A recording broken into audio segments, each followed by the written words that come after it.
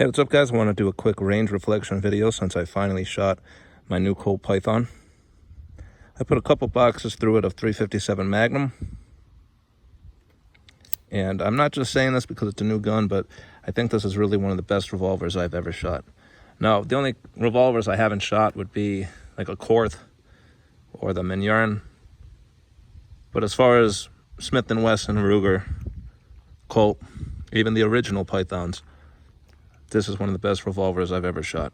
The trigger is really amazing, and it's very comfortable to shoot in double action, even with 357 Magnum. And I think it's a very beautiful gun.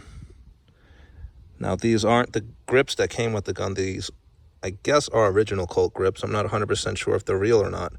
But if they're fake, they're very, very good, and I'm very happy with them.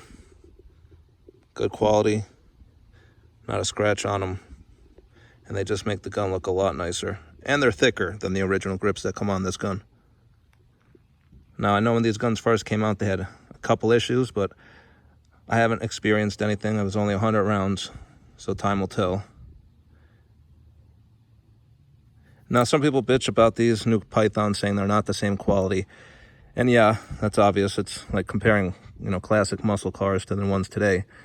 But if this gun is as good as Colt is saying it is, and a lot of people are saying, then it's actually better than the original.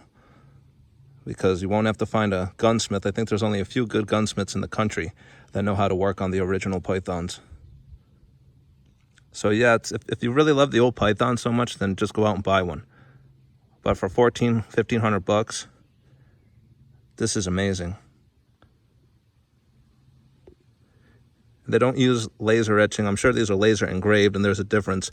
Laser etching is like what you see on the newer Smith & Wessons, where it's not like the metal is like it's raised. I don't know how to really explain it unless you go out and look at a newer Smith & Wesson, but it's not engraved into the steel. It's just like raised on there, and it just feels and looks cheap. Some people complain about the markings on the side of the barrel not being like the original. But this isn't an original Python. This is a new Python. And they've done an excellent job at paying respect to the way the original looked, but also refining it and making it better. So I highly recommend getting a Python, one of the new ones. And if you really love the blue finish and the old Python so much, then go buy one of those. But for me personally, with stainless steel that I can buff scratches out of, not have to worry about that blue finish, and especially living in a humid and hot climate, this is perfect. That's all I have to say for today, and I'll see you guys later.